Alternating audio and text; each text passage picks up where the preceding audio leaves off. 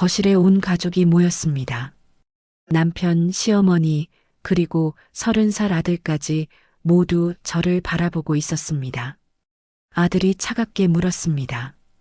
할머니를 요양원에 보내려는 게 사실이냐고요? 저는 조용히 대답했습니다. 그렇다고, 그게 최선이라고요.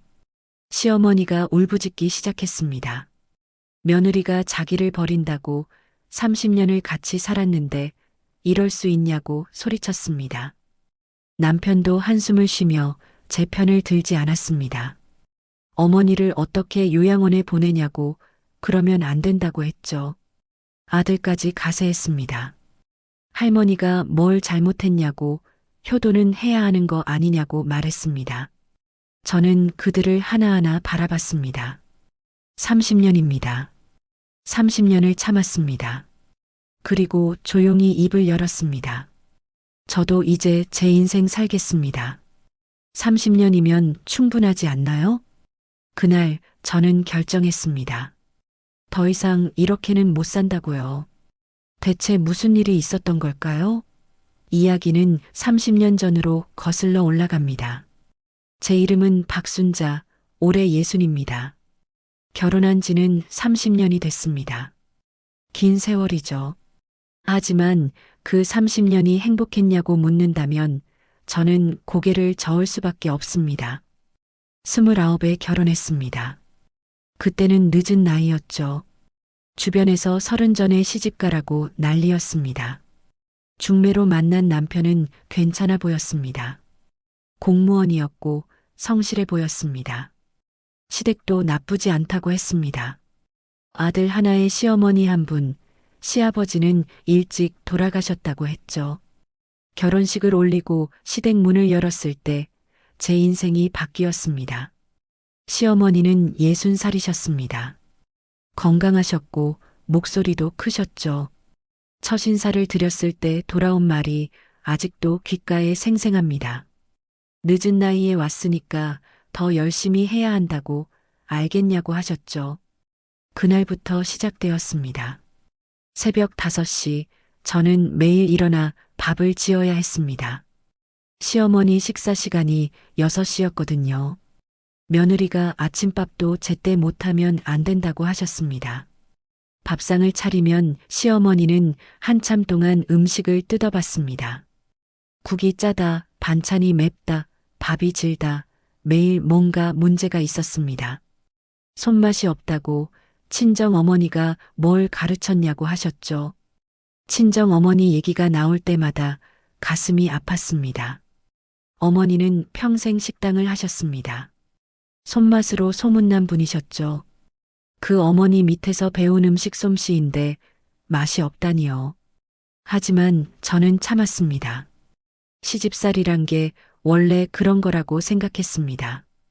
빨래도 제가 했습니다. 청소도 제가 했습니다. 시어머니 방부터 거실, 화장실까지 모두요. 구석에 먼지가 있다며 다시 하라고 하셨습니다. 무릎을 꿇고 걸레로 구석구석 다시 닦았습니다. 명절은 더 힘들었습니다. 혼자서 30가지가 넘는 음식을 준비해야 했습니다.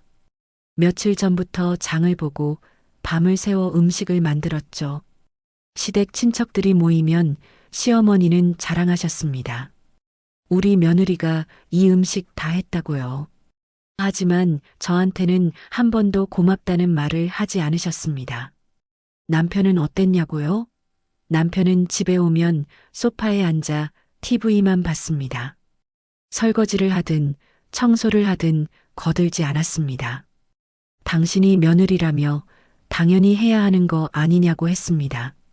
아들이 태어났을 때 저는 기뻤습니다. 이제 가족이 생겼다고 생각했거든요. 하지만 시어머니는 손자는 자기가 키우겠다고 하셨습니다. 저는 집안일이나 하라고요. 산후조리도 제대로 못했습니다. 출산 일주일 만에 다시 부엌에 서야 했습니다. 아들을 안고 싶어도 시어머니가 가로막으셨습니다. 손자는 할머니가 키운다면서요. 아들은 할머니 손에서 자랐습니다. 제가 아니라 시어머니가 엄마 역할을 했습니다. 그렇게 10년이 지났습니다. 어느 날 친정 어머니가 쓰러지셨다는 연락을 받았습니다. 병원으로 달려가려는데 시어머니가 막았습니다. 오늘 저녁에 손님 온다며 친정은 나중에 가라고 하셨습니다. 나중에요? 어머니가 위독하신데요? 결국 저는 못 갔습니다. 시어머니 손님 식사를 준비해야 했으니까요. 그날 밤 어머니가 돌아가셨다는 연락을 받았습니다. 저는 부엌 바닥에 주저앉아 울었습니다. 마지막도 못 본 채로요. 장례식장에서도 오래 있지 못했습니다. 시어머니가 빨리 오라고 전화를 하셨거든요. 집안일 할 사람이 없다면서요. 어머니 영정 앞에서 절을 하며 생각했습니다. 이게 맞는 걸까? 제 인생이 맞는 걸까? 하지만 참았습니다. 시집 온 여자는 원래 이렇게 사는 거라고 스스로를 달랬습니다. 20년이 흘렀습니다. 아들은 대학을 졸업하고 취직했습니다. 저는 기뻤습니다. 이제 아들이 철이 들었으니 저를 이해해 주겠지 싶었죠. 하지만 아들도 다르지 않았습니다.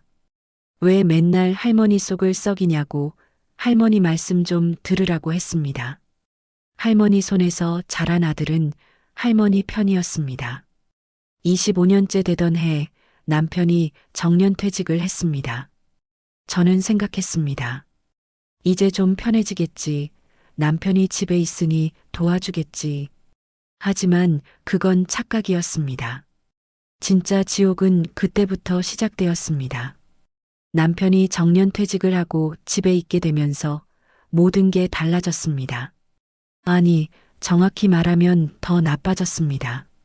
남편은 매일 집에 있었지만 집안일은 하나도 거들지 않았습니다. 아침부터 저녁까지 소파에 누워 TV를 보거나 친구들 만나러 나갔다가 술 먹고 들어왔습니다. 당신이 원래 하던 거 하면 된다며 자기가 뭘 도와주냐고 했습니다.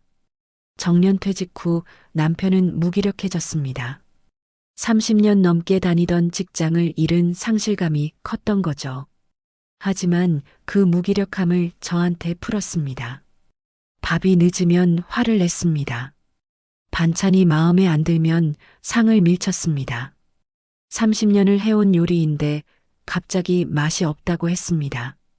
시어머니는 그때 90살이 되셨습니다. 나이가 드셨으니 좀 수그러들까 싶었는데 오히려 더 심해졌습니다.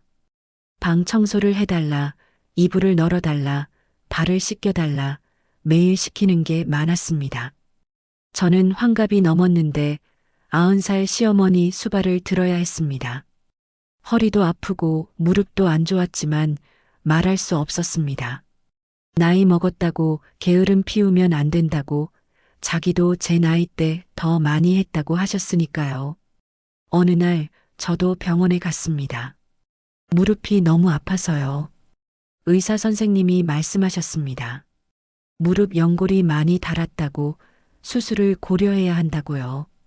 집에 돌아와 남편에게 말했습니다. 무릎 수술을 해야 할 것 같다고요.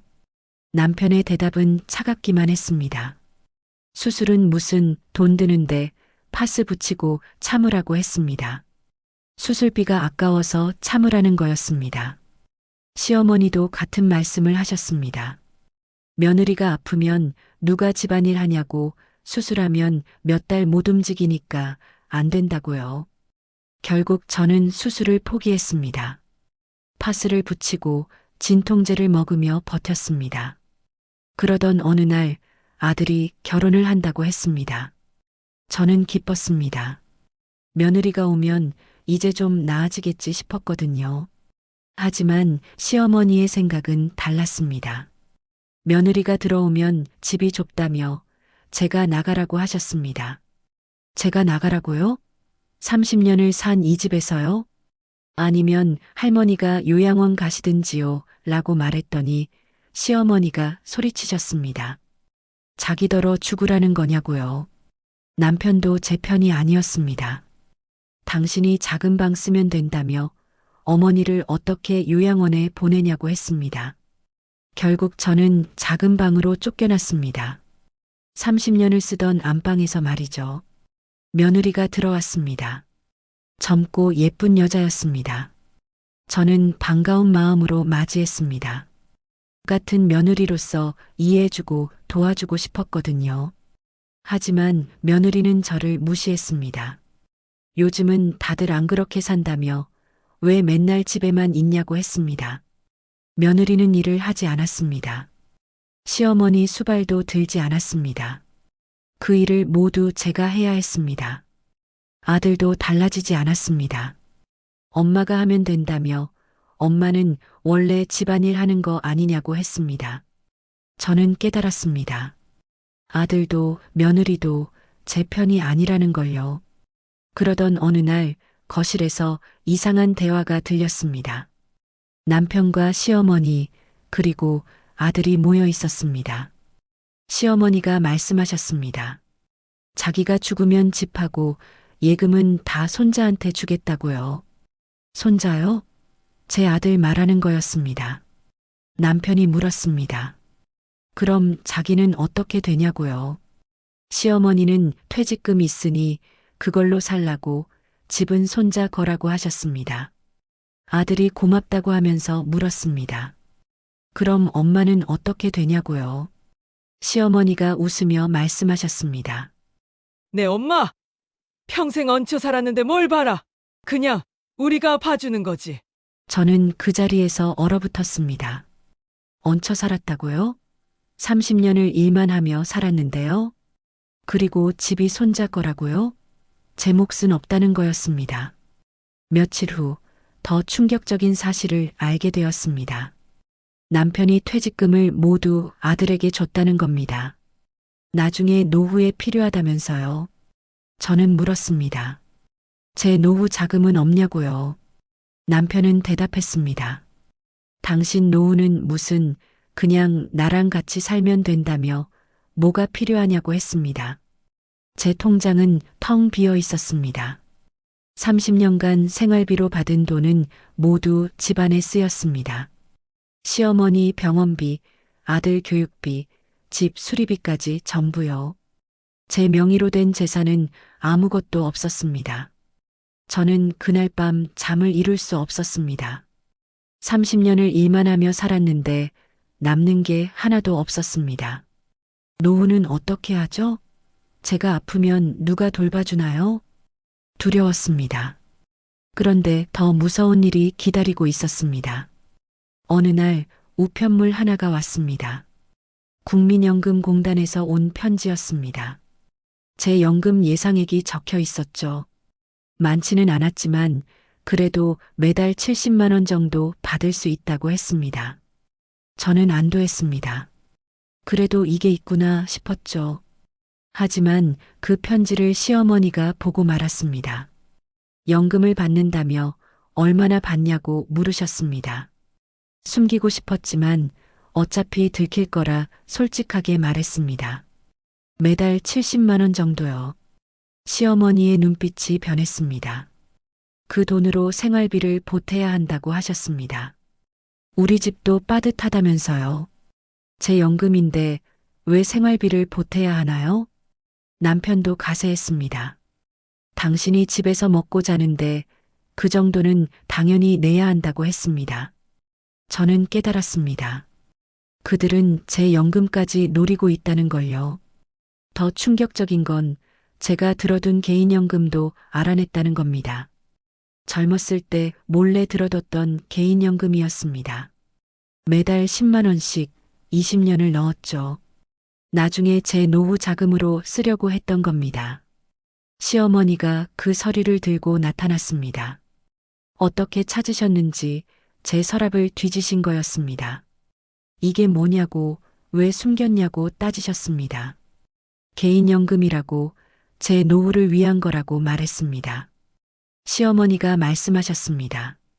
어차피 당신은 우리가 먹여 살릴 건데 이 돈은 집안에 보태야 한다고요. 남편도 같은 말을 했습니다. 가족인데 왜 따로 돈을 숨기냐고 그 돈으로 아들 집 장만 도와줘야 한다고 했습니다. 아들 집이요? 제 노후 자금을 아들 집에 쓰라고요? 아들도 전화를 걸어왔습니다.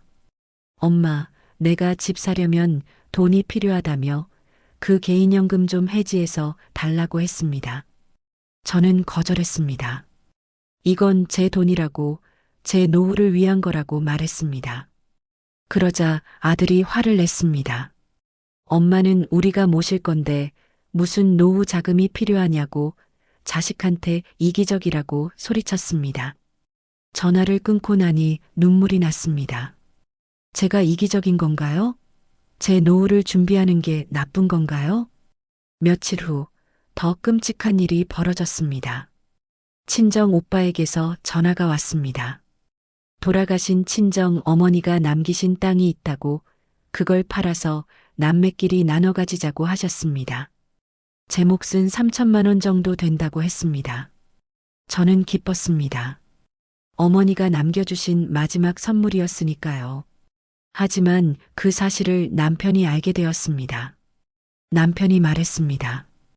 그 돈을 집안에 보태야 한다고, 시어머니 용돈도 드려야 하고 아들 집 장만에도 써야 한다고요. 제 돈인데요? 친정 어머니가 남기신 돈인데요? 남편은 소리쳤습니다. 가족인데 뭐가 내 돈이냐고, 다 같이 쓰는 거라고요. 시어머니도 말씀하셨습니다. 며느리가 받은 돈은 시댁돈이라며 당연히 자기한테 드려야 한다고 하셨습니다. 저는 그날 밤 결심했습니다. 더 이상은 못 참겠다고. 이렇게는 못 산다고요. 하지만 어떻게 해야 할지 막막했습니다. 30년을 이렇게 살았는데 어디서부터 시작해야 할까요? 그러던 어느 날 결정적인 사건이 터졌습니다. 시어머니가 쓰러지셨습니다. 넘어지셔서 다리를 다치신 거였습니다. 병원에 모시고 갔더니 의사 선생님이 말씀하셨습니다. 입원이 필요하다고요. 하지만 누군가 24시간 간병을 해야 한다고 했습니다. 남편이 저를 보며 말했습니다. 당신이 병원에서 자면서 간병하라고요. 저요? 제 무릎도 아픈데요? 남편은 들은 척도 안 했습니다. 며느리니까 당연히 해야 하는 거 아니냐고 했습니다. 아들도 전화로 말했습니다. 엄마가 할머니 모셔야 한다고, 그게 효도라고요. 저는 그 순간 깨달았습니다. 이 사람들은 저를 사람으로 보지 않는다는 걸요. 그저 일하는 기계로만 본다는 걸요. 제 건강도, 제 노후도, 제 인생도 중요하지 않다는 걸요. 병원 복도에 앉아 생각했습니다. 이렇게 살다가 언젠가 저도 쓰러질 겁니다. 그럼 누가 저를 돌봐주나요? 아무도 없을 겁니다. 그날 저는 결심했습니다. 더 이상 참지 않겠다고. 제 인생을 되찾겠다고요. 병원에서 돌아온 후 저는 조용히 움직이기 시작했습니다. 겉으로는 여전히 순한 며느리였습니다. 시어머니 간병도 하고 집안일도 하고 아무 불평 없이 지냈습니다. 하지만 속으로는 철저하게 준비하고 있었습니다. 가장 먼저 한 일은 친정 오빠에게 전화하는 것이었습니다. 어머니가 남기신 땅을 팔아서 받을 제목 3천만 원, 그 돈을 남편이 모르게 제 계좌로 넣어달라고 부탁했습니다. 오빠는 무슨 일이냐고 걱정하셨지만 자세한 얘기는 나중에 하겠다고 했습니다.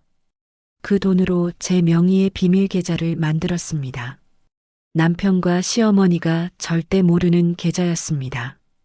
그리고 개인연금도 지켰습니다. 해지하라고 아무리 때를 써도 절대 해지하지 않았습니다. 며칠간 시끄러웠지만 결국 그들도 포기했습니다. 다음으로 한 일은 변호사를 만나는 것이었습니다. 남편 몰래 법률 상담소에 갔습니다. 무료 상담이라 부담이 없었죠. 변호사님께 모든 상황을 말씀드렸습니다. 30년간의 시집살이, 제 명의로 된 재산이 없다는 것, 연금마저 빼앗으려 한다는 것까지 전부요. 변호사님이 말씀하셨습니다.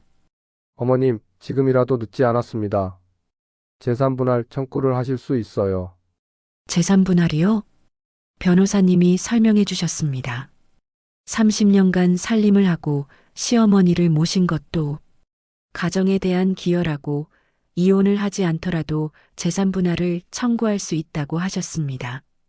특히 남편이 퇴직금을 아들에게 준 것, 시어머니가 집을 손자에게 주려는 것 모두 제 권리를 침해하는 거라고 하셨습니다.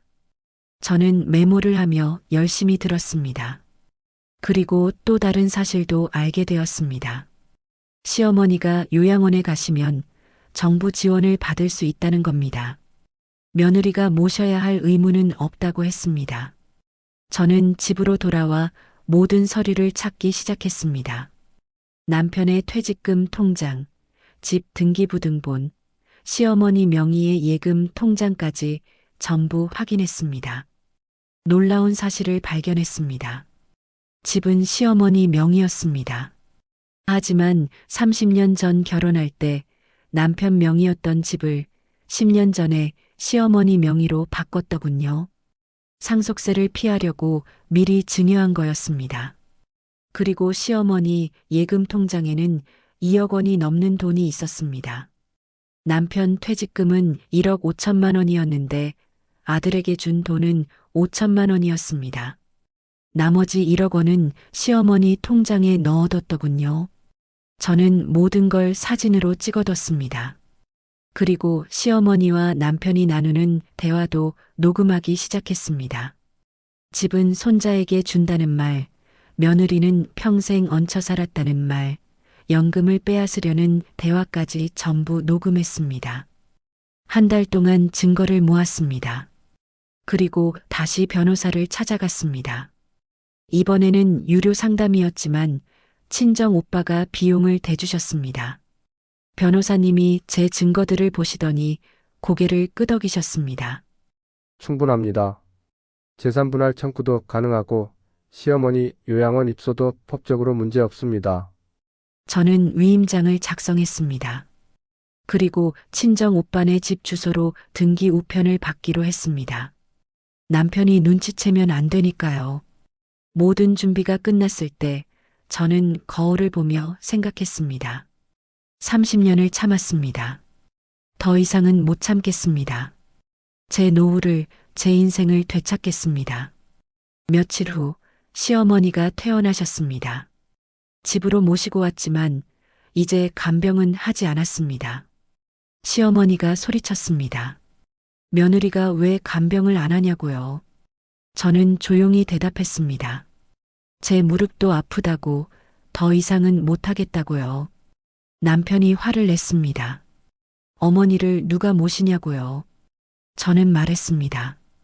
요양원을 알아보는 게 어떨까요? 그 말이 떨어지자마자 집안이 난리가 났습니다. 거실에 온 가족이 모였습니다. 남편, 시어머니, 그리고 아들까지 모두 저를 노려보고 있었습니다. 아들이 차갑게 물었습니다. 할머니를 요양원에 보내려는 게 사실이냐고요. 저는 조용히 대답했습니다. 그렇다고요. 시어머니가 울부짖기 시작했습니다. 며느리가 자기를 버린다고 30년을 같이 살았는데 이럴 수 있냐고 소리치셨습니다. 남편도 한숨을 쉬며 말했습니다. 어머니를 어떻게 요양원에 보내냐고, 그러면 안 된다고요. 아들까지 가세했습니다. 할머니가 뭘 잘못했냐고, 효도는 해야 하는 거 아니냐고 했습니다. 저는 그들을 하나하나 바라봤습니다. 그리고 조용히 가방에서 서류 뭉치를 꺼냈습니다. 첫 번째 서류는 재산분할 청구서였습니다. 남편에게 건네며 말했습니다. 30년간 가정에 기여한 대가를 받겠다고, 퇴직금의 절반은 제 몫이라고요. 남편의 얼굴이 하얗게 질렸습니다. 이게 무슨 소리냐고 물었습니다. 저는 계속 말했습니다. 시어머니 통장에 넣어둔 1억 원, 그것도 제 몫의 절반인 5천만 원을 돌려받겠다고요. 시어머니가 소리쳤습니다. 며느리가 감히 시어머니 돈을 달라고 하냐고요. 저는 두 번째 서류를 꺼냈습니다. 녹음 파일 내용을 문서로 정리한 것이었습니다. 평생 얹혀 살았다. 연금을 빼앗아야 한다. 집은 손자 것이다. 그들이 했던 모든 말이 적혀 있었습니다. 아들이 당황하며 물었습니다. 이걸 어떻게 가지고 있냐고요? 저는 대답했습니다. 한 달 동안 녹음했다고, 증거는 충분하다고요. 세 번째 서류는 요양원 입소 신청서였습니다. 시어머니를 정부 지원을 받는 요양원에 모시겠다고, 이미 상담도 받았고 자리도 알아뒀다고 말했습니다. 시어머니가 울면서 소리쳤습니다. 자기를 버리는 거냐고, 30년을 함께 살았는데 이럴 수 있냐고요. 저는 조용히 대답했습니다. 어머님, 저도 이제 예순입니다. 제 무릎도 아프고 허리도 아픕니다. 더 이상 간병을 할 수 없습니다. 남편이 소리쳤습니다. 그럼 자기가 어떻게 하냐고, 어머니를 누가 모시냐고요. 저는 마지막 서류를 꺼냈습니다. 별거 신청서였습니다. 남편에게 건네며 말했습니다. 저는 이제 따로 살겠습니다. 30년이면 충분하지 않나요? 남편이 물었습니다. 당신이 어디서 혼자 사냐고, 돈도 없으면서요. 저는 미소 지으며 대답했습니다. 제 연금이 있습니다. 개인연금도 있고요. 친정 어머니가 남기신 돈도 있습니다. 충분히 혼자 살 수 있습니다. 아들이 소리쳤습니다. 엄마가 이기적이라고, 가족을 버린다고요. 저는 아들을 똑바로 바라보며 말했습니다. 가족이라는 게 뭐니? 엄마를 얹혀 사는 사람 취급한 게 가족이니? 엄마 노후 자금을 빼앗으려 한 게 가족이니? 아들이 말문이 막혔습니다. 저는 계속 말했습니다. 30년간 새벽 5시에 일어나 밥을 했습니다. 명절마다 혼자 30가지 음식을 준비했습니다. 아픈 무릎으로 청소를 했습니다. 목소리가 떨렸지만 멈추지 않았습니다. 친정 어머니가 돌아가실 때도 못 갔습니다. 제 건강도 돌보지 못했습니다. 제 인생이 없었습니다. 눈물이 흘렀습니다. 이제 제 인생을 살고 싶습니다. 그게 그렇게 나쁜 건가요? 거실이 조용해졌습니다. 시어머니는 더 이상 울지 않으셨습니다. 남편은 고개를 숙이고 있었습니다. 아들은 아무 말도 하지 못했습니다. 일주일 후 저는 집을 나왔습니다. 친정 오빠가 도와주셔서 작은 원룸을 얻었습니다. 보증금은 친정 어머니가 남기신 돈으로 냈습니다. 시어머니는 요양원에 입소하셨습니다. 정부 지원을 받아서 비용도 많이 들지 않았습니다. 남편과는 별거 상태입니다. 재산분할 소송은 진행 중입니다. 변호사님 말로는 충분히 이길 수 있다고 하셨습니다. 아들은 처음에는 연락을 끊었지만 한 달 후에 전화를 걸어왔습니다. 엄마, 미안해요. 저는 대답했습니다. 미안하다는 말보다 이제라도 이해해주는 게 고맙다고요. 6개월이 지났습니다. 제 작은 원룸은 햇살이 잘 드는 곳입니다. 아침에 일어나면 제가 먹고 싶은 시간에 제가 먹고 싶은 걸 먹습니다. 청소도 제가 하고 싶을 때 합니다. 아무도 저한테 소리치지 않습니다. 아무도 제게 일을 시키지 않습니다. 연금으로 충분히 살 수 있습니다. 개인연금까지 합치면 매달 90만 원 정도 됩니다. 병원에도 다니기 시작했습니다.